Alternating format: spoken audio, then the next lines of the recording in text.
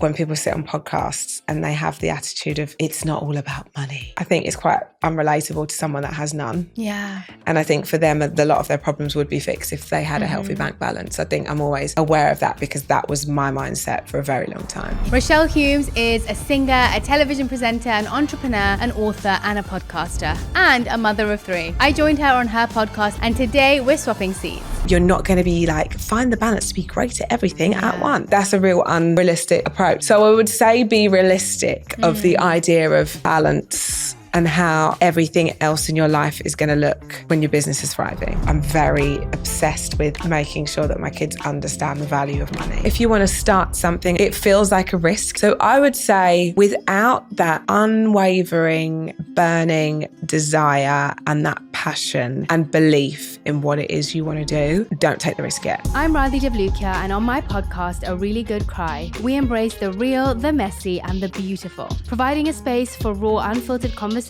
that celebrate vulnerability and allow you to tune in to learn, connect, and find comfort together.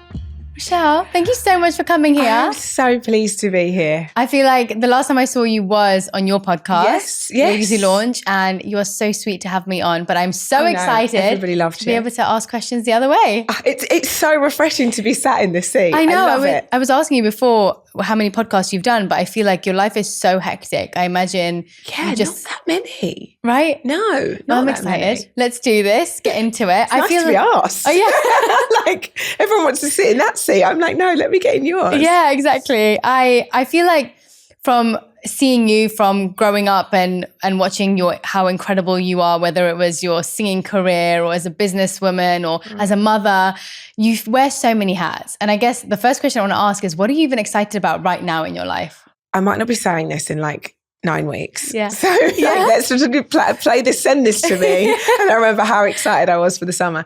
It becomes such a routine when you are working. And my routine is I keep those things in there that like are important to me, but my life, it looks so different. So every day is different, but I sort of try and keep my own routine within that. But the children's school, it's so kind of formulaic and it has to be like that. Yeah. That I hate the version of myself where I'm like, right, everyone out the door.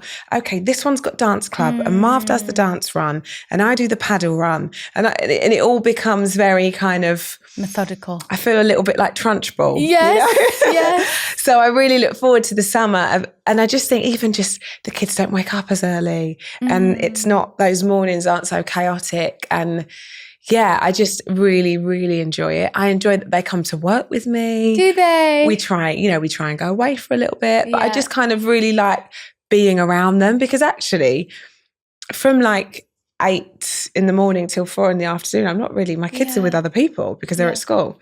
So I really do, I look forward to the summer, but in 9 weeks' time, I'll be ready for routine. I imagine when they come to work with you, I also just think children sometimes don't get to see how amazing their parents are in what they do. So when, you're kind of building your life around them naturally, but then when they get to see you in your element, it must give them a little glimpse of other parts of you that maybe they don't get to see as much. Yeah, I think so. And I think, they love to come to my office, I think because there's a gifting cupboard. So they think, I think that's right at the minute. They're looking for what lip glosses they can find. But yeah, I definitely think there's an element of that you say is true. And I saw it the other day when we were in the office and we were sort of having a meeting and they were playing. And then at the end of my office, we've moved since you're on the podcast, but at the end of my office is the podcast studio. Okay. And they were like pretending they were interviewing each other. And it sort of like shocked me how much they listen to what we say. And so, yeah, Valley was pretending to be me and she had it down, by the way. Yeah, if ever I need to pull a sickie, she's good. And I just kind of like the fact that they find the idea of coming to work like so exciting. Yeah. And I think it's all sort of like playing shops when you were little, I think there's a bit of that to it. And I think, oh God, what am I going to do with them today? I've got to bring them to work. But actually to them, they love it. Entertaining. Yeah. Do you play them back things that you've done in the past? Like your songs? And do they know who Rochelle is? Or do they know you just as mum? This is the problem with YouTube now. Yeah. They weren't really interested in it before. And then Blake, my son, has really become obsessed with the Saturdays. I'm sure that he's like the ones that are like on the forums or like on Instagram starting these petitions to get the Saturdays back together. I think it might be him at 4. But he's discovered it and he's like really kind of excited by it. And I think where their dad performs, but they reunite all the time. So they still go on tour. Like they've got an arena tour at the end of the year and they're always a big part of that, the children. So I think it's kind of, that's relatively normal. But the idea of me doing that, I think feels really different. That's so sweet. It's, and what is so funny, because in every video they all say to me, was I in your tummy there? And I'll say, no, Alea was in my tummy there. And Blake's like, okay, so where was I? And I'm like, well, you wasn't, you wasn't a thing then. He's like, I want my moment. Yeah, he's like, so where was I? I'm trying to explain to them, like, actually, where were you? You were a wish, I say to them, you were a wish at that point. Do you find when you have gone through, obviously, so many different, not eras of your life to make it sound like you've been here for so long, but so many different versions of yourself? Yeah. Did you feel you had to close one chapter to move on to the next? Or did you feel you were able to... Did it feel completed as you were going through it? Because I find a lot of people have to grieve parts of themselves to move on to the next stage. Whereas from what I can see from you, you kind of flowed into so many different directions. Did it feel smooth for you? I think I've got so much that I'm interested in and I've always been that way. Like there's so many different... I sort of grew up in an era where you went to like a performing arts school of a weekend, and that's sort of what I did. So we would do singing, we'd do acting, we'd do dancing. I wasn't great at dancing, but we did it all. We'd do like there was so many different parts of it. There was then so much that I was interested in. It wasn't so kind of, you didn't really have a ceiling, you wasn't so pigeonholed. But I remember when the band sort of wrapped up and then I was really clear that I wanted to I'd done a bit of TV before and I knew I wanted to get back into TV. Everybody else sort of found it a lot more difficult than I did.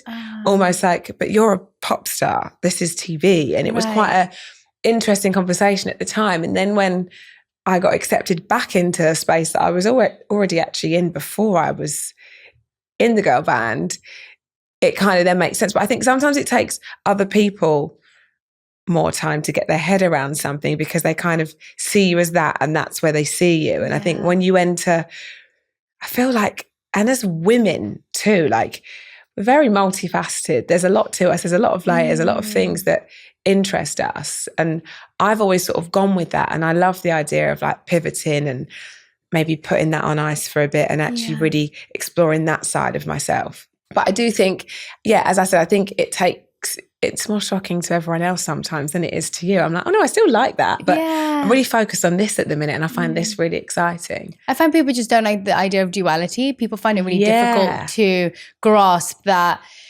And they're used to drama where it's kind of like, oh, this must have ended because it's so bad or something happened and that's why she's had to move on. You know, there's so many... People find it difficult to see just someone flowing through life versus there being difficulties or turbulences that's got them to that point. It's so true. And I think it's also quite a British thing that we kind of look at the negative sometimes before the positive. And I think that it holds a mirror up. Yes. You hold a mirror up to someone else when they might also want to change, but it can be quite a brave thing as well sometimes to be like, actually, I'm going to park everything I know and try something a little different. But I think that really excites me. And I'm so interested in everyone else and what they do and how they've built certain things and, you know, what makes other people tick that I love that. I love hearing about people trying new things. It really does take people time to catch up before, even if you are so comfortable with something, I've noticed that too. It takes people time to catch up to the new version of yourself that they're seeing. But because they haven't maybe seen the evolving that's happening behind doors. So for them, it's, I'm going from this to this and people feel like there's a disconnect. But for you, there's not a disconnect. Because change scares people, right? Like I think some people really embrace change and that's exciting, but others kind of repel that a little bit. And I think it doesn't mean that you change or anything, you know, personally. But for me, I love it. I love a house move. I love a new adventure. I know, that's I love just a change me to the bones. Like I'm definitely got like a gypsy heart. You've been in the industry since you were, what, 12? Or earlier, 12? Yeah, how weird is that? Did you ever have a time where you just wanted to ghost and just not, like, you know, just feel like you needed time to figure things out, or have things always felt figured out for you? Yeah, I think things have always felt figured out for me. What does that feel like? But not in a way of like them being figured out. Right. I've felt like, oh, my calling's here and I know what I want to do. The roadmap wasn't there, right? But I knew what I want. Like I kind of always knew what I wanted, right? And I do at different points, but I don't know how you don't know the first clue of how I'm going to get there. So there's the figuring out to do. Yes. But I did feel like I knew what I wanted, if that makes sense. That's amazing. So many parts of my life I feel have been feeling lost and then somewhat finding and then feeling lost again. So it's really interesting for someone who's felt like that in their life, if anyone's listening that's felt the same. What's been your North Star of knowing that this is what I'm supposed to do? I think that's a really interesting question. And I think that also makes it feel like you've got everything sewn up. And I think sometimes it's harder knowing what you want actually. Yeah. Because when you're not in it, I'm like, no, but I know this is where I'm going. But so then I think sometimes that actually when you're in the present and the future hasn't happened yet, that can actually be harder because I'm actually not happy here. I'm supposed to be there. Mm-hmm. So I think, as I said, I've known what I wanted. It's like putting it in layman's terms, like, I know what I want to wear tonight. I've seen it. I've seen the outfit and I've got it in my mind and I'm going shopping and I know exactly what I want, but I can't find it anywhere. It's like that. Right. So it's not always that you feel comfortable in that because I know where I want to be. For me, I've always felt like the thing that I know that I'm supposed to do is like the thing that I find easy, but people are really curious about, or it might appear hard to most. Right. And that could look different. Like, I'm like, my friends that are like so incredibly smart and like, for me, like finances and anything around math or anything in that space is so alien. And my brain that part of my brain does not activate. It never has. And I'm talking like from school, I remember my mum saved up to get me a maths tutor because there was no way I was going to pass the exam, still didn't. Yeah.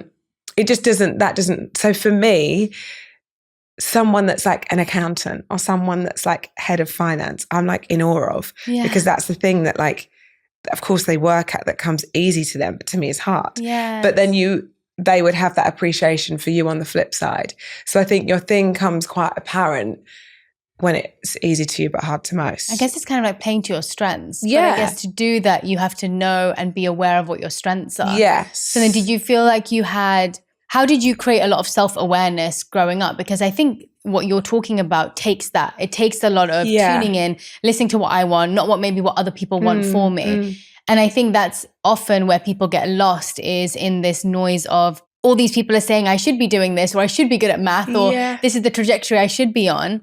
But no, you had self-awareness to say, actually, this is what I'm following. What do you feel has been that deeper rooted intention behind the things that you do that's kind of joined each one to the next? Does that make sense? I also think that you can't know the answer to that unless you try everything. Right. And I say that to my kid, like I must have bought every uniform. Right. For my eldest, for every club. Like I've saved them all because I know the others are going to need to try it, to use it. But I really think like variety is the spice of life. I really believe that. And I think trying everything to know what sits and also you'll know what feels right. You might be great at something, but you might not enjoy it. Yeah. So then that also isn't your thing because it's not giving you that spark that you need. Yeah. I think I've always been so curious. I've always want it to be a bit of a sponge. And like, if I've been interested in something, like sort of surround myself with people that are doing it in a way that I'd love to, and that's like from being a little one, right? Like being really kind of inspired by other people, asking questions. And I've always put myself out there. I was actually really shy as a kid. Really? And that's the reason my mum actually sent me to a dance school or like a performing arts school because I had like a stammer and I had chicken pox and weirdly it left me with a stammer. And it's like, it can sometimes happen. It happened to my son too. And I went to speech therapy and that then made me even shyer than I was. So I'd be like the kid that would like hang behind my mum's legs and like that was kind of it. And then when my mum was taking me to speech therapy, they were like, have you thought about sending her somewhere to bring her confidence out a bit? I mean, the irony of that. My mum she couldn't shut me up. She's like, oh She's no, like, I shouldn't have done Jesus, this. we really activated something here. And so I think, but then from that point, so I started off really shy. And then from that point, I was then just so curious. And then I found like my people. I was very sort of one best friend at school. Right. And I see that in my eldest. And I'm like, you can be friends with everybody, take a little bit from everyone, because when that one best friend doesn't come in, they're not very well. Yeah. You kind of, I see that in myself, and it's the thing that I wish I didn't have when I was young. But then I went to performing arts and I sort of found my people, and we had so much in common. And I think, and I tried everything. And then it became really clear to me. I think it's so true. The idea of, one, not having fear. That's what I'm also hearing from you, where you were just okay trying things, and sometimes we stop ourselves because of the failure. Yeah. And you're thinking, you think of all the what ifs before you've even taken one step towards it.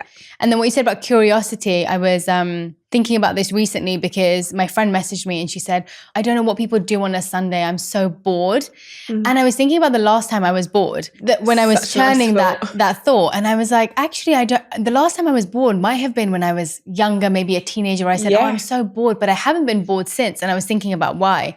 And I really think it's this spark of curiosity that stops someone from either being lost or being bored in life. Yeah. Because if you're curious, that means you're present, because you are constantly taking things in life. You're constantly trying to speak to new people like you do on your podcast, or making friends with different people to understand them better. And then with curiosity, there's not really a space for boredom, and there's not really a space to be lost, because you're constantly seeking and you're finding things in different places, which if you weren't really curious, you could easily be bored, actually. Because, you're so right. And you could easily be lost. Yeah. And that's what I found in my life. The moments that when I was thinking, when you were speaking, I was like, why have I felt in moments of my life many times that I've been lost? And I think it has been times where I've maybe tuned out and not been as present and not been as curious. And as soon as I get into another course, or I start speaking to someone about what they're doing, it sparks something in my mind where I'm like, oh, actually, let me try this. Yes. And then all of a sudden you're down a different path. Exactly. Yeah. Has it been a time in your life where you felt misunderstood throughout your journey? And I think that's something, the reason I'm asking is because I find a lot of people, whenever I post things about being misunderstood, whether it's someone who's in the public eye or whether it's someone who's not, being misunderstood seems to be a big core part that people find difficult to come to terms with. So I imagine being in the public eye, that's even more difficult.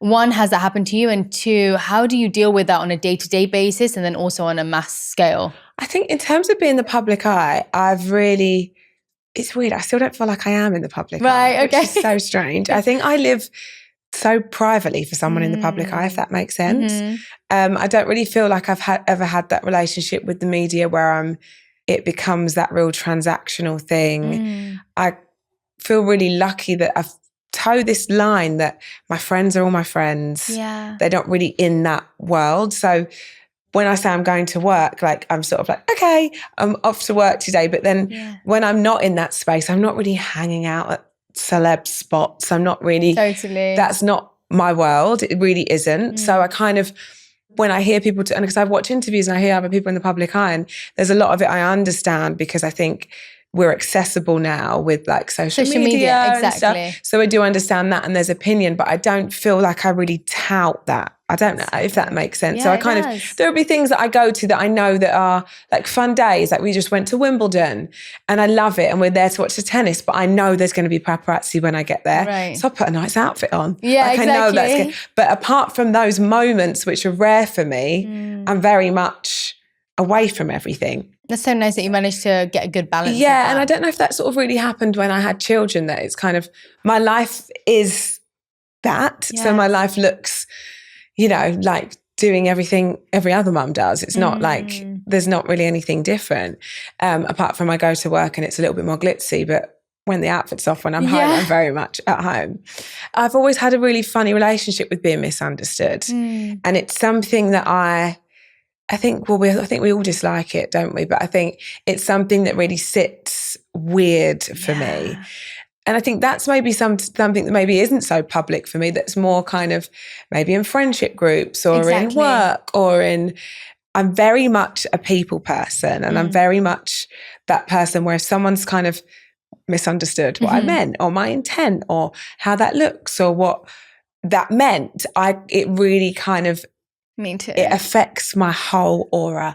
And until I've like completely digested it and like had it live through my body, then I'm at peace with it. Like I can't, it will really weigh heavy on me if I think I've upset someone, if I think somebody took what I said in a wrong way, if somebody questions a motive or an intention and there wasn't one, I'm like, oh my God, why would they think that? I know. It really is something that's never, but my mum said I've always been like that. So then I sort of start doing the most because I don't want somebody to think that. And I don't know, like, what am I doing? I'm like going above board. But then actually, if it was on the flip side, I would think that actually looks like guilt, but it isn't. It's more just like, so I think that's always something that I read, Let Them, like everyone else did, the Mel Robbins book. And I really need to sort of channel that more. But I really wear my heart on my sleeve. And yeah, I think that will be something that I always find challenging. I really do. I think it's the biggest struggle is when you know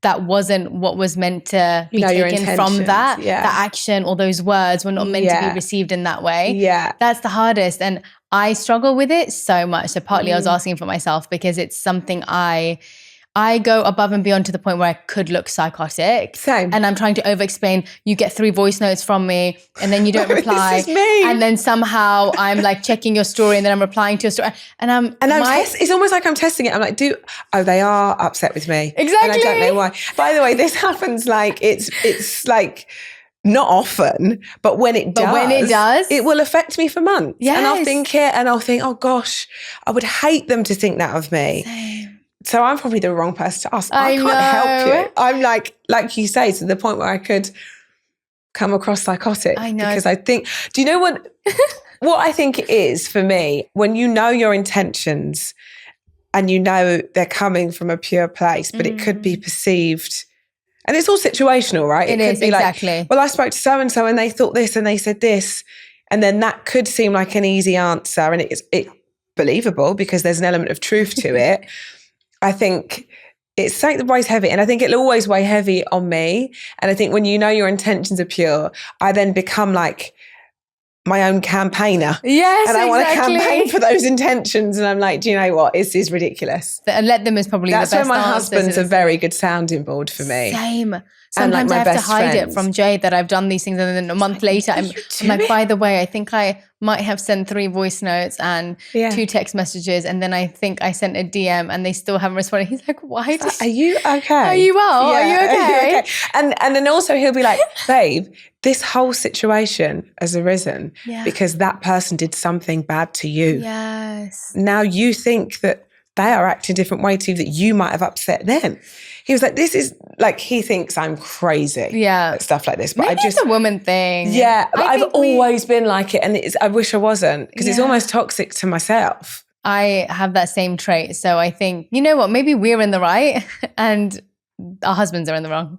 Do you think? No. But I don't, because I know that it's weird. It is. Because it too much energy consumed in it. Yeah. And actually, I've got this amazing life coach, Dior, who actually comes on the podcast sometimes, and she's incredible. She like breaks everything down. And she says to me sometimes that the way that I process situations is that I really talk about it and I do all the things.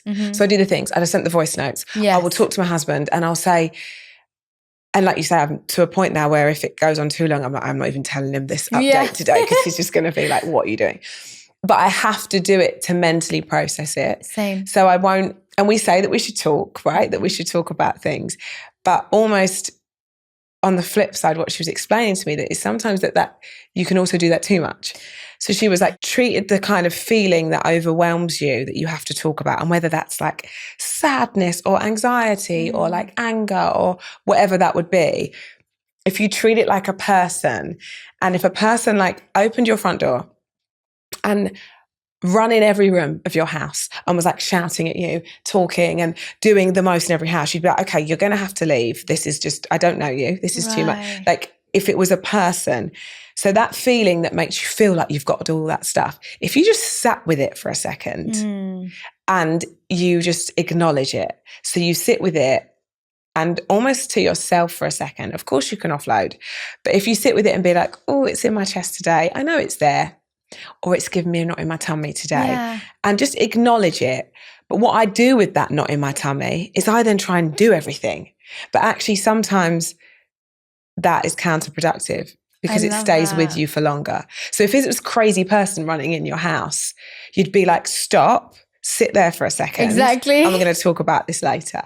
So that's what I need to do with it. It can be just as toxic as keeping something in sometimes. Yeah, it's kind of like whatever you put your energy towards grows. Yes. And so sometimes talking about something too much or putting too much energy towards it, well, naturally that's going to end up expanding rather than shrinking. Yes. And so something that felt maybe like it was just in your chest at first ends up feeling like it's in your entire body when you end up putting too much emphasis on it. Yeah, which does make sense. It does. So I do try and like that. It's actually really helped me process it. I like that analogy. I'm going to use it. You just stay right there. There you go. Just stay there for a second. I got you. I know what this is, but I'm not going to send 5,000 crazy voice notes. Yeah, exactly. It's a campaign for myself. Maybe just one. Yeah. Has your idea of success or things that you thought success would bring you from when you were younger changed to now? Definitely. Really? Oh Could you share some of the things that you feel that you reflect on? Yeah, I think maybe I thought that success was having a great job. Like I grew up with my mum and my mum raised me. And when I was born, my mum and I lived in a hostel until my mum got a council flat. And then I remember when we got a house and it was like we got this council house and my mum then worked and she bought the council house off of and that was like we had literally won the Euro Millions. Wow. Like it was, and that was kind of like seeing that and watching my mum do that was just incredible. But I think I then really equated success to financial stability and to being able to have a car that was a nice car and to be able to have a holiday. And then I suppose those things then grew and then it became for me, success was then keeping hold of all those things. Right. And I think I will always have that working class in me where success is making sure my kids can have that. Yeah. You know, not the most, but I never want them to want for anything. And for me, that is, you know, if I've got a good job and I can earn good money, that's what that's for. Like, you know, and not in a way of them being spoiled. They've got I'm very obsessed with making sure that my kids understand the value of money and how that looks and what that means. And okay, but your birthday's in October. That's what we're having in a minute. Like, let's write a list for our birthday but you know, it's also something that I've also worked on because I don't want them to ever want for anything. But I think that for me, that's what success meant. But I will always have that in me at the back because I know that things can come and go. I know that you can be in a band and tomorrow you're not. And that will mean that your wage stops. I know how that looks. So I think I've always got that like hustler in me that I always want to make sure. Maybe that's the reason why I do so many things. Yeah. Maybe I'm just hedging my bets. If one thing stops, I've got something else. But I think that will always stay. But now my idea of success to me is like peace. To me is like, of course, that the more financial freedom you have, that also brings a different level of peace. And I think when people say money can't buy you happiness, it's true, but it can give you freedom. Yeah. And is freedom happiness? Who knows? But I think it obviously does change a lot. It makes problems easier. It softens the blow. I think when people sit on podcasts and they have the attitude of it's not all about money, and I think it's quite unrelatable to someone that has none. Yeah. And I think for them, a lot of their problems would be fixed if they had a healthy bank balance. I think I'm always aware of that because that was my mindset for a very long time. Yeah. But I do think that it also brings a different level of problem. Yeah. It also brings, you know, it changes a lot. It does. And I'm not sat here as a billionaire, but my financial position is very different to it once was. But I do know that there is truth in the saying of it can't buy you happiness because the problems change and everything's relative. It does. It changes you have a lovely house, but then that comes with lovely bills and that comes with everything else that's attached to it. So I think it's all relative. But I think that for me now, my idea of success isn't necessarily being able to afford what I want. Yeah. It's kind of friendship. It's a great relationship with my children. It's spending time with my husband. It's being able to do that and still do what I love. To me, that's what success is now. That's beautiful. And like health and knowing that you can have all the money in the world. And of course you can look into different options of healthcare, but if something is coming for somebody you love or for yourself, knowing that of course all of that can't fix it, and as much as you wish it could. So I think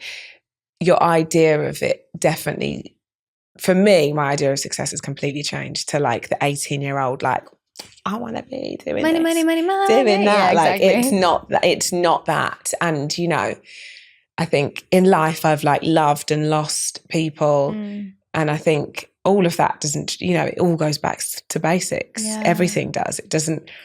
All of what we do and the great opportunity, none of it matters. Like literally none of it, because it is all about the people we love. And I think I don't know if that's just an age thing. I think perspective. And it is. And the perspective, it does change. It does. I loved what you said about money, because in our philosophy in the Vedas, it talks about how actually nothing is innately good or bad. But a lot of the time it's how we use that thing that creates whether it is a good thing or a bad thing. And I do find that I've noticed a lot when people end up being successful, whether it's financially or in fame, people end up demonizing it once the person is successful. So, oh my gosh, you've got money, so now you don't have this. Or you've got money, so now you don't have problems. Or people who have a lot of money can't be religious or spiritual. Like they really find that duality quite difficult to understand. I think it's because we end up demonizing money based on what happens in the world. Money does end up separating a lot of people. If you have a lot of money, you get benefits in certain ways. And if you don't, you don't. But you've experienced both sides. Yeah. And so when it comes to money, whether you end up having a lot or don't, I think your mindset can still be the same of valuing it in the same way. And when you've come from having not much to then having it, the value always remains, because you will always remember, I've come from not having much. And so now I value this even more so than if someone was to have it their whole life. Yeah. And I think it gives you that different, like, I'm like, if me and my husband and my children lived in the tiniest, you know, if we lived where I lived with my, you know, at the beginning of my life, and this is what I always want my kids to know, is that there is all that matters. Everything. Like, of course, you know, and like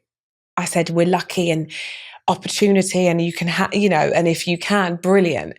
But like, those are the fundamentals, right? Like, it doesn't, wherever we are in the world, we'll be fine because we're together. And that's kind of the way that we want to raise them. I also, like I said, I'm really aware that I perhaps feel that way because, you know, that wasn't my childhood. So I'm really aware that I always want them to be grateful and want them to have a real understanding. I think it's something that I've always toyed with. Like, will they be hungry?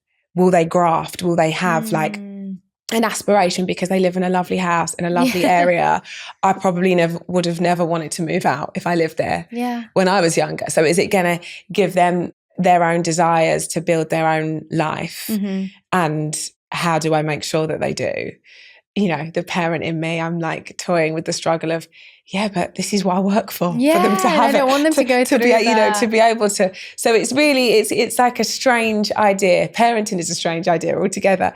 But I just want them to know that you can have everything in the world, but if the fundamentals aren't there, you can actually feel like you've got nothing. Yeah. So the fundamentals are there, and you're rich. You're rich in love. You're rich in friendship. You're rich in, you know, the best parts of life if you look after that first, you know. I think core principles and values are taught separately to any financial situation. So, you know, I think about my parents came to the UK as immigrants with literally nothing, and they lived in refugee camps here. And for them, naturally, I will never be able to have the same mindset as them. Yeah. I will never be able to, because they work so hard to allow me to feel like I am comfortable. Yeah. And for me to never have to feel like I don't know where my next meal is coming from, as they have had to. And so there is a part where if you haven't been through that struggle, naturally, you may not ever understand the depths of that. But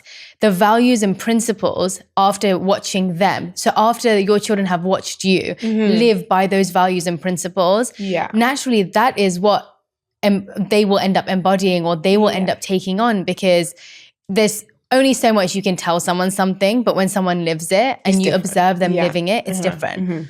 Like my dad, if I reflect on my parents, like my dad is one of the simplest people I've ever met in my life. He's just simple-minded and simple-hearted. And no matter how much his life has changed through the years, all I will think about is the fact that I've never heard him say bad things about people. And that even if people do him wrong, he always says, God's going to take care of it.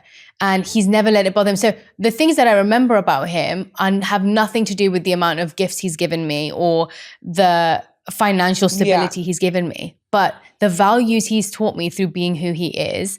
And same with my mum, like she's so fiery and she gets things done and she goes above and beyond for people. If she says to someone, I'm going to give you that person's number for the back pain that you have, for sure, 2 hours later, she'll go home and make that call. And that to me is rare. People don't often follow through with what they say. So the things that I think about them are based on their core values of what they're showing me, not necessarily the fact that we have the phone to ring or the fact that they've paid the bills to make the phone call happen.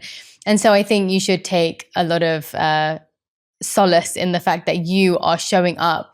Everything that you have learned from being who you were is showing up in the way that you just live and the way that you are. Yeah. And they'll take that on more than... It's so funny, isn't it? When you're like parenting in real time, like I'm the same as you. Like I look back and I'm like, think of my mom and how like, she didn't have anything, but she found the means to do this and then found the means to send me to dance school because she thought I should go there, and she didn't have the money and everything else in between.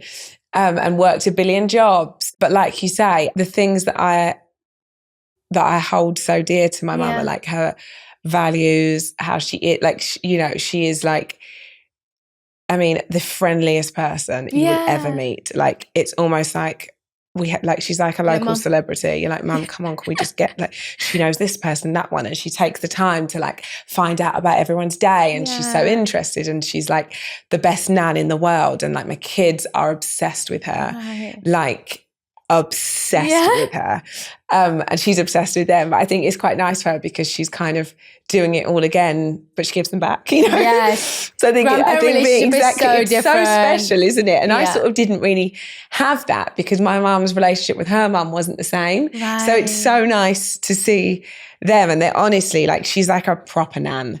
Yeah. Like she is like, if all for them, like calls me, she's like, hi, where are the kids? And it's like, and I love it. Yeah. So yeah, it's so interesting that we can appreciate our parents and how they've raised us, like when we look back and think about that. Yeah. But like, it's so interesting. Like, God, I hope my kids talk about me like that one day. They will. It's so funny, isn't it? Have you noticed, as I'm getting older, I'm really noticing parts of the things that I would say to my mum to be less uptight about, or the thing, oh my gosh, I'm living with my grandma right now and my mum, and the similarities, and then I'm telling them not to be like that, and then I'm suddenly noticing, oh crap, that's me. And have you noticed that in the traits or something that when you're speaking to your children, you're like, I never thought this was going to be me. Yeah, I will say something and I'm like, I literally just heard my mum. Yeah, and exactly. I'm like, oh my gosh, yeah. Everything. Mm-hmm. And it is crazy. And the things that you're like, oh my God, I'm never going to say that. And that is just like, why would you? And then I'm like quoting my mum, like using it as my own. Like, what is this? So yeah, everything. And I think just like, for like, do you think this is a hotel, this house? From start to finish, the things that I would hear my mum, I'm really in the taxi mum and dad phase at the minute. Like everything is like, Alea's like, can I see this friend today? Can I see? And I can remember thinking like, why is it such a big deal? Like you're just dropping me to, but when your day is so planned And then they're like, right, can I just, and I'm not, no, can you get me at this time now? And you're like, I'm like, Alea, you've got other siblings. Like, you're not the only one. Like, I've got to get here, there and everywhere. And it's so interesting that I'm like, everything my mum used to say, I can now relate. Yeah, and they always say, wait till you have children. And then I haven't got there yet, but I imagine I'm going to feel the same. Yeah. Oh, yeah, and you'll get it. You'll be like, that. oh my God, this is exactly what she meant. And I just thought she was being dramatic. Is there anything that you feel, on the same note of that, is there anything you feel like you're trying to unlearn in your life right now that maybe was a habit or a practice or a behavior that you're trying to, let go of because it's not serving you anymore? Yeah, I think that kind of the downplaying. I really am not good at compliments. Yes. But my mum isn't. Oh, is she not? She'll start like... Same with mine, yeah. My friend actually... He sent me a meme the other day and he was like, this is so you. And it was like, I'm going to just start saying thank you when someone compliments me on whatever, rather than telling them a tale about the outfit and where I got it. And what, like a whole tale.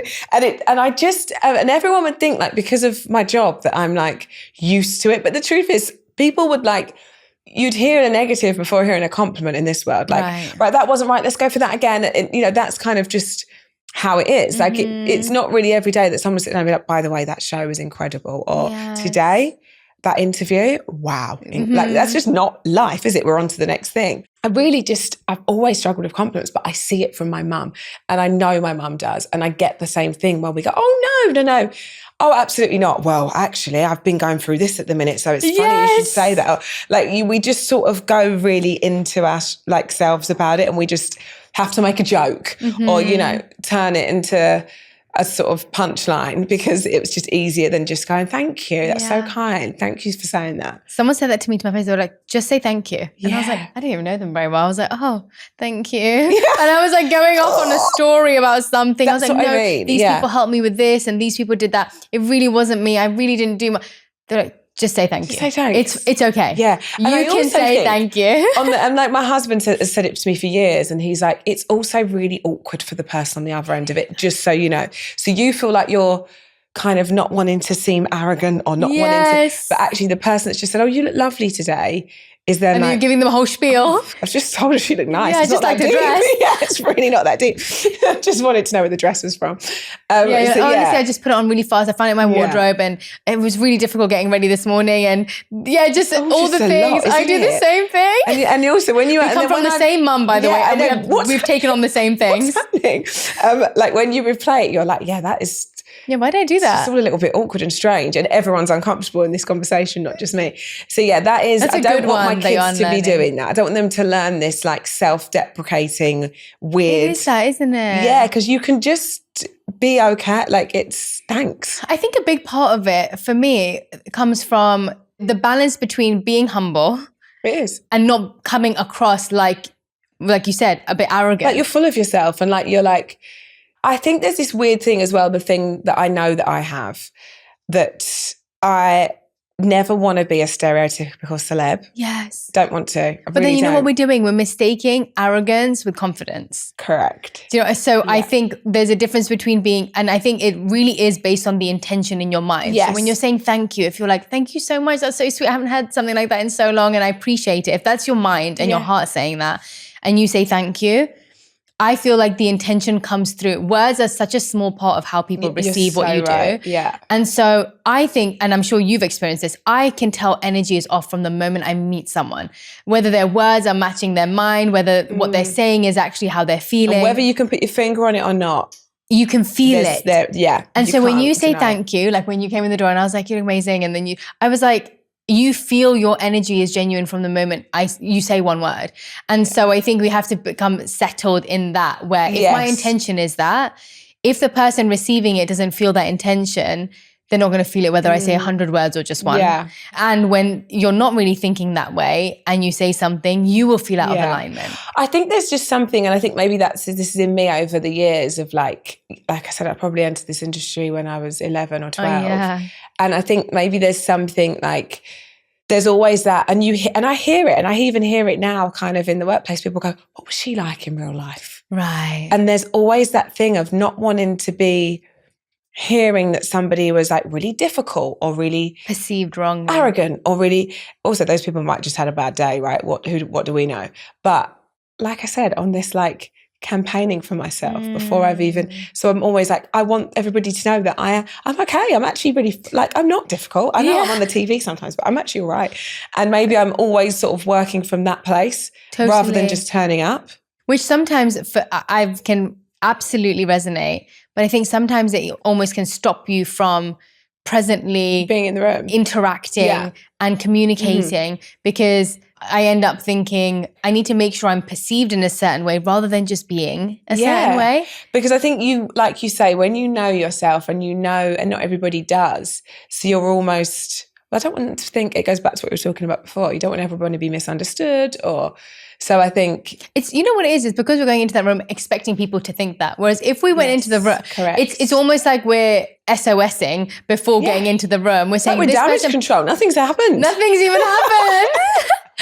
We're creating drama for no reason is what we've come to the conclusion of. It's that what if thing, isn't it? And I think it's not like you can just, but I think that's what in my older age, I'm a little bit like more comfortable. I've done that for so long. I'm so comfortable in like, well, if they think it, what am I going to do about it? Exactly. Like, is it going to rock my world? No, I do think age helps. Like as you get older, I do think you let go of little things here and there. They start dropping off, thank God. Otherwise we'll be carrying that all throughout life. Nervous Nellies running around. Do they like me? I'm nice, I promise. Yeah, exactly. I want to switch up a little bit because one of my questions on here was, how do you have 3 children, do everything you do and still look incredible every single time I see you? Oh my God, but now that I just heard what you said, you don't have to answer that question. Now you know how uncomfortable this is making me. One thing I have got really good at understanding is that self-care isn't selfish. Yeah. And I think I need that to stay sane. And I'm not going to like sugarcoat it in any other way. Like at the end of the day, whether the kids have just got to bed, I'm going to run a bath. I'm going to do all the things that make me feel good. I really try to get up before them. At the minute, it's quite difficult. Not because of them, because they're off school, just me. I'm finding it hard to get up at the minute. But I try to have that time of the day that I'm not wanted or I'm not needed. And that is like by anybody, by my husband, by my children, by anyone at the business. Yeah. Like I just like that time to try. And I do like Pilates, I'll do that at home. I'm like a real high energy person and I feel like I've got a lot of energy to give other people, whether that's friends, whether that's like, you know, one thing that I know about myself that is a positive, if I'm going to compliment myself. Please do. Is that I am a good friend. Like I'm all ears if your problem is my problem, but not in a way that's like toxic where it will like drain me, in a way of I know that my glass is always operating, being quite full. So I know I've got stuff to pour out. But by doing that and by being that person, and I have to have that time for me. And I couldn't do everything without it. I couldn't. Yeah. There's been such a sort of, for so long, and I think the world's changed now, which I love, that sort of toxic attitude towards it being like a vanity piece, or it being like, and for me, it literally is just like having a workout or having a bath or doing some skincare or doing what, like, you know, listening to a podcast or whatever that is. But having that downtime where I'm not needed, or I need that escapism. Yeah. And I think working out does that for me. But when I say working out, it is like strictly Pilates. Wait, what Pilates do you do? I do Pilates by Bryony. I do at home. And she's got like an app, which is good, that I can just log on wherever. Or I do Reformer. Yeah. But whatever it is with that form of exercise, it doesn't, like, from a cardio perspective, overwhelm me where I'm going to just dread it. Yeah. Like some people love cardio and they love that. For me, I will, like, if you put me through like one HIIT class, I'm not coming back. Right. If you know, like when you get somewhere and they're like, there's this teacher and they're like, we're going to do a great class. For me, that isn't it. I'm like, oh, it was too hard. I'm like, be scared to go there. But whatever Pilates does for I'm like so in my body that I'm out of my mind. Yes. And I like just like switching off, and I can't think about anything else because I'm too busy trying to get into the formation. Yeah, exactly that. So I think for me, it's really, really good. And it's really healthy and I do switch off because I've got such a busy brain. But I like that. For me, a busy brain is a happy brain, but it does need to shut down at some point in the day. I love that you said that about self-care, because I think especially when you are serving so many people in your life, whether it's your children, husband, you've got a team, you have to come with a certain amount of energy. Yeah. And so I actually think self-care is service if you're utilizing it in that way. And so I think the selfish part comes when, if you are doing a lot of things for yourself and not serving that energy back to someone or back into the community. Yes. But for most women, and I'm sure many people, a lot of the time you have to feel yourself because that energy is required in so many different places. Because if you show up to your team with 20%, they're going to end up feeling like they're at 20% rather than 100. And so, and same with your children and same with your husband, everybody's energy is so interconnected. Yes. And so actually, if everyone was more mindful about how they looked after each other, there'd probably be less road rage. There'd be less negative interactions even between family members. And so I think getting that balance of knowing that these are the things, and it's not just the empty things where you go and you just do things for the sake of it. It's these are the things I know nourish my body. These are the things I know nourish my mind. These are the things I know nourish my heart. And so if I am getting a balance of all of those, I know that that will allow me to be energetically available for other people. Absolutely. And it's okay to prioritize that. It's okay for that to be at the top, because that is a necessity. If you are, like you say, that person that is, it's a positive for me. Like I love being the person that people rely on, or they, you know, it's not a burden to me. No. It's really, really not. And I do know that maybe my energy is one of my best qualities. So we kind of got to keep that. I vouch for that. Yeah. Back at you, girl. Back at you. But I think you just have to, and you know, I just don't see it as a negative. But I never have. I've never understood that kind of like, oh, you take time for yourself. Yeah. God, how do you have time? I'm like, I have to. Have you always been such a fashion queen? I had to ask that question. Oh my God, that's so nice. I've always been obsessed with fashion. Have you always loved it? Yeah. Have you? Yeah. Yeah, you really can tell, because I feel like you're so That's so oh my nice. gosh, you're so effortless with it, and at the same time you're so good at putting pieces together, and that is actually an art. I think like fashion is such an art, and I find every time I see the things, I've got so many of your posts pinned, and I'm like, okay, I need to get an outfit that's like this. I love but is that something you've always been interested in? I've just my aunt is like, she to me is the most like well put together queen. Yeah. And I've always like loved, like my mum isn't really into fashion. Like she's never been like, she's like, I'll borrow something from your aunt. She's never really bothered. But my aunt is always like, I used to love watching her get ready, and I would then babysit my cousins, and I would love like when she's getting ready to go for dinner and I'm looking after cousins, like sitting there and watching her and like, she'd always like, she's got a real good eye. And I loved, that would always be like such like fond memories for me, like sitting, watching her get ready. But yeah, so I've always kind of been obsessed with her wardrobe and loved, like, I remember saving up for like my first designer bag, and that being like the moment. That was like a real thing. But yeah, really, I've really always appreciated fashion, and not like anything groundbreaking, but I just really like my whole mood changes if I love my outfit. There is something about it. Dressing up, I got so lazy during the pandemic, and then also all of our team works from our house. And so I'd end up being in sweats a lot of the time. Yeah, of course. But then I realized how much, even for all of us, when we're coming in, if we're actually making an effort, it really does change the mood that you come to work with. Oh yeah.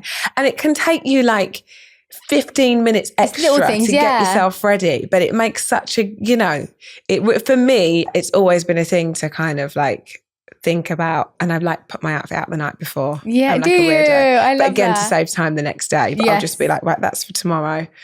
But yeah, I love it. I love nothing more than like looking at like, there's like, and that's what I love Instagram for. That's like my happy like place of like looking of like style, and I love it. I love it. Like when I'm like lay on the sofa, that's what I'm looking at, like pinning on. I love Pinterest. Yes, so good for fashion, isn't it? Yeah, it's for everything, for like the aesthetic, for everything. I'm like, wow, this is that to me. Like that's all I'm ever doing on my phone. Really, I'm like, people are ringing me. I'm not answering. I'm just Scrolling. Like scrolling. Well, just know that nice your love things. for it is appreciated.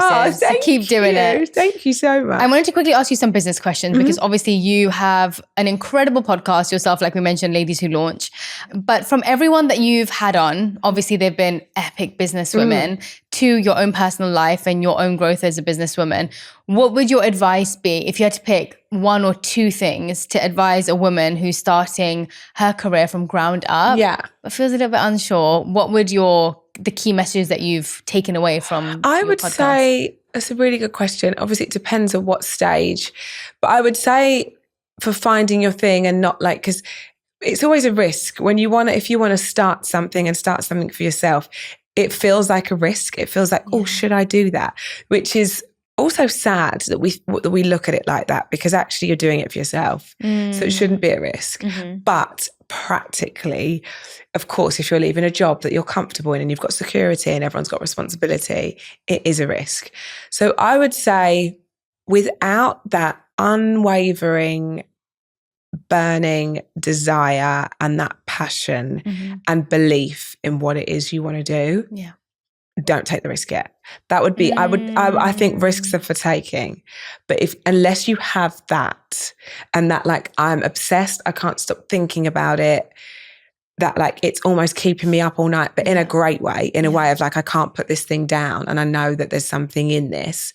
I would say wait until you feel that, because when the days are long and months are hard and however it looks, you need that thing that keeps you going, because the fire always has to be kind of there, and it has to be burning. And even if it's just like a tiny little thing because you're so drained and depleted, it's still there, and that's what's going to keep you going. Because without it, and that's the reason why you work for other people, because you don't have to have that so much. Their passion isn't necessarily yours. It's a great job and you enjoy it, but on Friday you can close that laptop and it isn't yours. So I think if you don't feel that, don't put everything into it, because you're going to need it when it hits the fan. That is the best advice. Me and Jay talk about this all the time, that you need a level of, we call it delusional optimism.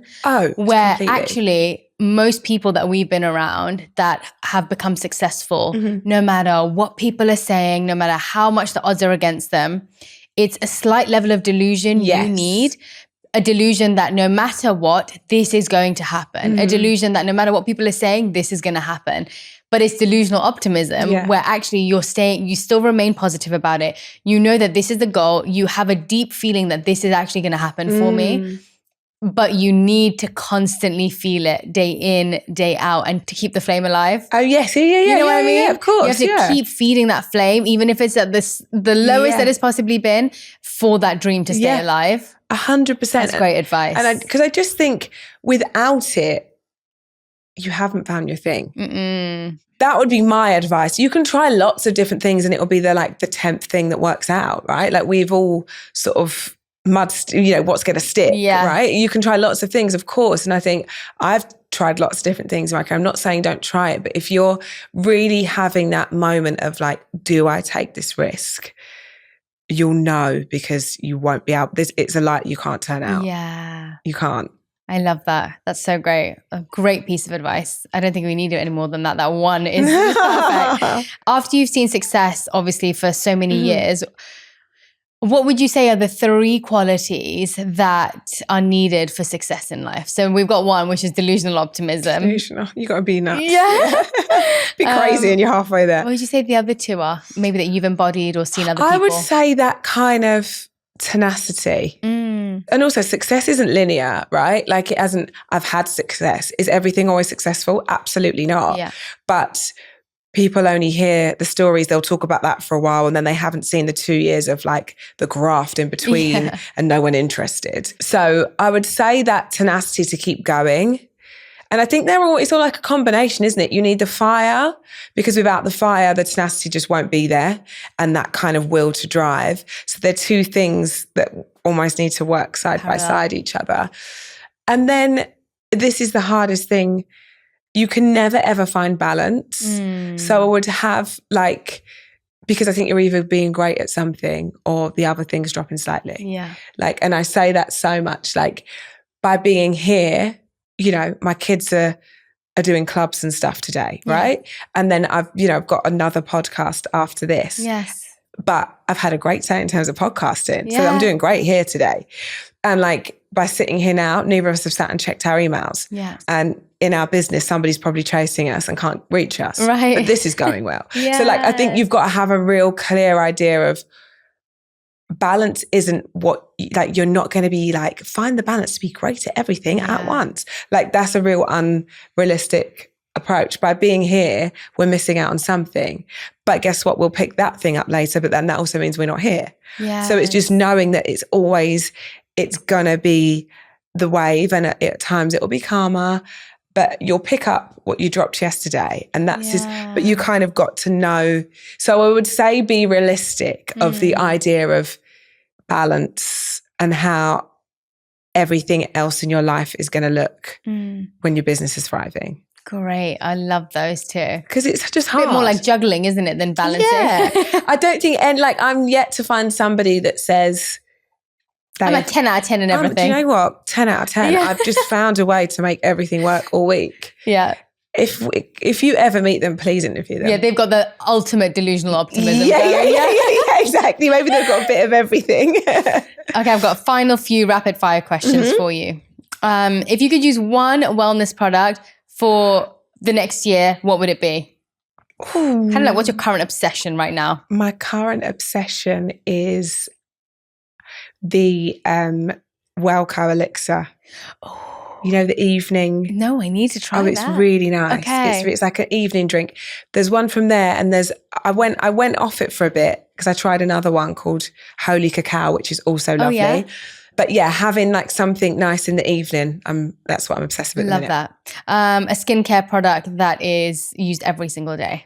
Sarah Chapman Ultimate Cleanse. Oh, okay. Have you tried it? No. Oh my gosh. I'm going to get you some. You need it. It's so good. I love skincare. A makeup that you will never leave without in your bag. A good concealer. Oh, okay. Just like I'm using the Victoria Beckham Augusta Spada. Yes. The pen, the clicky thing. Me too. Yeah, isn't it incredible? Well, okay, I have to be honest. I was doing my makeup with my window open, filming, and my concealer rolled out of the window, and it's now currently on someone else's floor downstairs. But that is the one that rolled out. It's so good, isn't it? It is amazing. Because it does feel like skincare. I like makeup that feels like skincare. Me too. It's such a great balance of skincare and coverage. Yeah. Okay. Same. We've sold it. There we go. What are you currently reading or listening to, if anything? Well, I actually ordered this book and it's arrived today on Amazon. So I'm going to start tonight. I got recommended this the other day. I was in a meeting and apparently it's like been like the holy grail for so many people. Oh. It's called Breaking the Habit of Being Yourself by Dr. Joe Dispenza. Oh, Joe Dispenza. Yeah. I'm obsessed with Joe Dispenza. He has an incredible documentary. Okay. And he does these retreats. Have you heard of him before? No. Oh, he does these phenomenal retreats where he literally heals people through basically changing their mindset, whether it's physical ailments, depression, you name it. He has worked out energetic shifts in the body in a way that nobody else has. Okay, I'm going to read that book because I love him. In the front it says how to lose your mind and create a new one. Great. I'm ready to lose my mind. So there we go. Let's lose our minds. Yeah, let's do it together. There we go. What's one thing you wish you had learnt when you were younger? And that could be a skill, a sport, nothing. I wish I stuck piano out. I really do. It's a beautiful instrument. Yeah, my middle daughter is learning at the minute. Oh, and she's nice. really enjoying it. I quit because I didn't like the teacher. Isn't that ridiculous? No, it's not, but it really makes a difference. It's a thing and I used to hate going. My mum used to drop me and I was like, I just felt really old and I just didn't like it. And it just was, nothing was exciting. So I wish I had found a teacher that I'd loved and stuck to being able to play. Like, what a great skill. It really is. But also how lovely that you can live what you want to do through your children. I know. I didn't get to do this. No, you have to do it. And I suggested it to all three of them and she was like, I really want to learn piano. I'm like, you say what now? Yes. Like, okay. That's going to be gymnastics for my kids. I'm like, all of you get in there now. Yeah. Oh, you need to be flexible. Be flexible, exactly. The top 3 places that you like to shop or brands that you like right now? Oh, okay. So I really like bougie brand. Yeah, let's go there. I love Miu Miu.